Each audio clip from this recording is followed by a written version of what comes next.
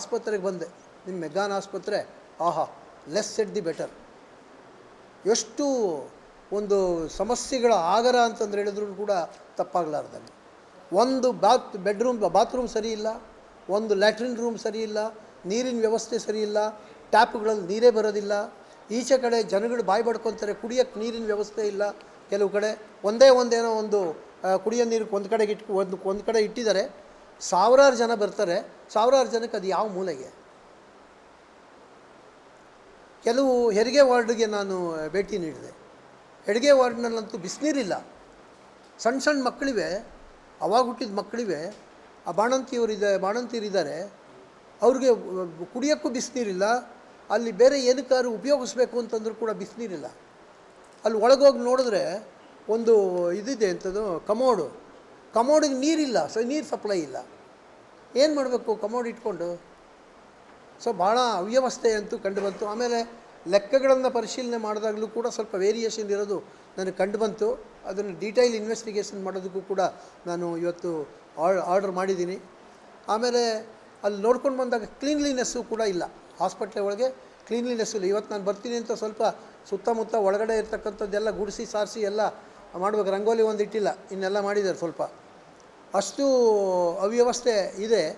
ಎಷ್ಟು ದಿನದಿಂದ ಇದೆ ಏನು ಅಂತ ಗೊತ್ತಿಲ್ಲ. ಅದಕ್ಕೆ ನಾನು ನಮ್ಮ SP ಅವ್ರಿಗೆ ಹೇಳಿದ್ದೀನಿ, 15 ದಿವಸಕ್ಕೋ ತಿಂಗಳಿಗೊಂದು ಸರಿ ಸುಮ್ಮನೆ ಒಂದು ರೌಂಡ್ ಹಾಕ್ಕೊಂಬನ್ನಿ. ಇವತ್ತು ನಾವು ಬಂದಿದ್ದಾಗ ಹೇಗಿದೆ, ಮುಂದೆ ಹೇಗಿರುತ್ತೆ ಅಂತನ್ನೋದನ್ನು ನೋಡಿ ನನಗೆ ರಿಪೋರ್ಟ್ ಮಾಡಿ ಅಂತಂದು ಕೂಡ ನಾನು ಅವ್ರಿಗೆ ಹೇಳಿದ್ದೀನಿ.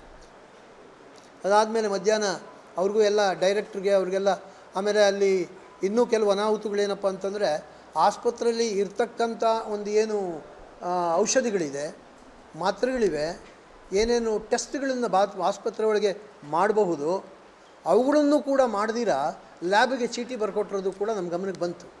ಅದು ಯಾರ್ಯಾರು ಕೊಟ್ಟಿದ್ದು ಅದರದ್ದೆಲ್ಲ ಒಂದೊಂದು ಜೆರಾಕ್ಸ್ ಕಾಪಿ ಅದನ್ನೆಲ್ಲ ತೆಕ್ಕೊಂಡಿದ್ದೀವಿ. ಯಾರು ಡಾಕ್ಟ್ರು ಬರ್ಕೊಟ್ಟಿದ್ದಾರೆ ಅವ್ರದ್ದೆಲ್ಲ ಇನ್ವೆಸ್ಟಿಗೇಷನ್ ಮಾಡಿ ರಿಪೋರ್ಟ್ ಕೊಡಿ ಅಂತಲೂ ಕೂಡ ಹೇಳಿದ್ದೀವಿ. ಅಂಥವ್ರ ಮೇಲೆ ಕಠಿಣವಾಗಿ ನಾವು ಕ್ರಮ ತಗೊಳ್ಳೋದಕ್ಕೆ ಹಿಂಜರಿಯೋದಿಲ್ಲ. ಅದಾದಮೇಲೆ ಕೆಲವೊಂದು ಇದನ್ನು ಒಳಗಡೆ ಹೋದಾಗ ಡಾಕ್ಟ್ರು ನೋಡೋದಕ್ಕೆ ಡಿಲೇ ಮಾಡಿರ್ತಕ್ಕಂಥದ್ದಿದೆ. ಮಕ್ಕಳನ್ನು ಹೆರಿಗೆ ಇದರಲ್ಲಿ ಡಿಲೇ ಮಾಡಿರೋದ್ರಿಂದ ಆ ಮಗುಗೆ ಯಾವುದಕ್ಕೂ ಒಂದಕ್ಕೆ ಸ್ವಲ್ಪ ಪ್ರಾಬ್ಲಮ್ ಆಗಿ ಅದನ್ನು ICUನಲ್ಲಿ ಇಟ್ಟಿದ್ದಾರೆ ಇವತ್ತಿನ ದಿವಸ ಆ ಮಗುನ. ಈಗ ಡೈರೆಕ್ಟ್ರ್ ಕರೆದು ಕೇಳಿ, ಆ ಡಾಕ್ಟ್ರ್ ಕರೆದು ಕೇಳಿ, ಇವಾಗ ಆ ಮಗು ಚೈತನ್ಯವಾಗಿ ಚೆನ್ನಾಗಿದೆ ಅಂತಂದು ರಿಪೋರ್ಟು ಕೂಡ ಅವರು ಕೊಟ್ಟರು. ಆಮೇಲೆ ಒಂದಿಬ್ಬರು ಸಣ್ಣ ಪುಟ್ಟದ್ದು ವಿಚಾರಗಳು ಹೇಳಿದ್ರು. ಡಾಕ್ಟ್ರುಗಳು ಲಂಚ ತಗೊತಾರೆ ಅಂತ ಯಾರೂ ನೇರವಾಗಿ ಒಬ್ಬರೂ ಕೂಡ ಹೇಳೋದಕ್ಕೆ ರೆಡಿ ಇಲ್ಲ. ಬಟ್ ನನಗೆ ಅನ್ನಿಸ್ತು ನಡೀತಾ ಇದೆ, ಆದರೆ ಅವ್ರ ಜನಗಳು ಹೇಳೋದಕ್ಕೆ ಹಿಂಜರಿತಾ ಇದ್ದಾರೆ. ಒಬ್ಬಾಯಮಗೆ ನಾನು ತುಂಬ ಬಲವಂತ ಮಾಡಿ ಕೇಳಿದೆ. ನಾನು ಏನೋ ಮುಚ್ಚಿಡ್ತಾ ಇದ್ದೀರಾ ನೀವು, ಏನೋ ಮುಚ್ಚಿಡ್ತಾ ಇದ್ದೀರಾ, ಹೇಳಿ ಅಂತಂದರೂ ಕೂಡ ಇಲ್ಲ ಸರ್, ಇನ್ನು ಸ್ವಲ್ಪ ಚೆನ್ನಾಗಿ ನೋಡ್ಕೊಳ್ಳೋಕೆ ಹೇಳಿ ಸರ್ ಅವ್ರಿಗಷ್ಟೇ, ಇನ್ನೇನಿಲ್ಲ. ನರ್ಸುಗಳು ಸ್ವಲ್ಪ ಡಿಮಾಂಡ್ ಇದೆ ಅಂತ ಗೊತ್ತಾಯಿತು. ನರ್ಸುಗಳು ಡಿಮಾಂಡ್ ಮಾಡ್ತಾರೆ, ಸ್ವಲ್ಪ 500, 1000 ಹಿಂಗೆ ಡಿಮಾಂಡ್ ಮಾಡ್ತಾರೆ. ಆಮೇಲೆ ಈ ಸಣ್ಣ ಪುಟ್ಟವು ಇದ್ದೇ ಇರುತ್ತೆ. ಅವನು ಟ್ರಾಲಿಲಿ ಕರ್ಕೊಂಡೋಗೋನು, ಕೂಡಿಸ್ಕೊಂಡು ಕರ್ಕೊಂಡೋಗೋನು, 50, 100 ಕೇಳ್ತಾನೆ ಅವನು. ಅದು ಎಲ್ಲ ಕಡೆನೂ ಇರುತ್ತೆ. ಅದು ಅಂಥ ಸಣ್ಣ ಪುಟ್ಟವನ್ನು ನಾವು ಹತ್ತಿಕ್ಕೋದೂ ಕೂಡ ಕಷ್ಟ ಆಗುತ್ತೆ ಇವತ್ತಿನ ದಿವಸದಲ್ಲಿ. ಅದು ಕಂಡು ಕಾಣ್ದಂಗೆ ನಡೀತಾ ಇರುತ್ತೆ. ಯಾರೂ ಅದ್ರ ಬಗ್ಗೆ ಕಂಪ್ಲೇಂಟ್ ಮಾಡೋದಕ್ಕೆ ಹೋಗೋದಿಲ್ಲ, ನೆಗ್ಲಿಜಿಬಲ್ ಅಂತಕ್ಕಂಥ ಒಂದು ಭಾವನೆ.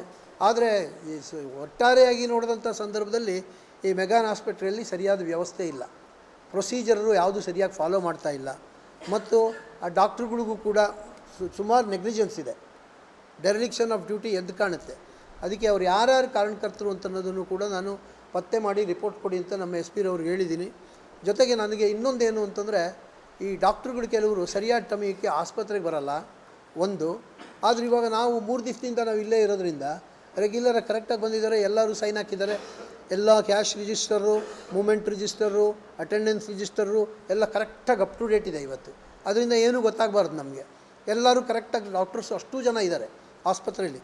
ನಿನ್ನೆ, ಇವತ್ತು, ಮೊನ್ನೆ 3 ದಿನ ಅಷ್ಟು ಜನ ಆಸ್ಪತ್ರೆಯಲ್ಲಿದ್ದಾರೆ.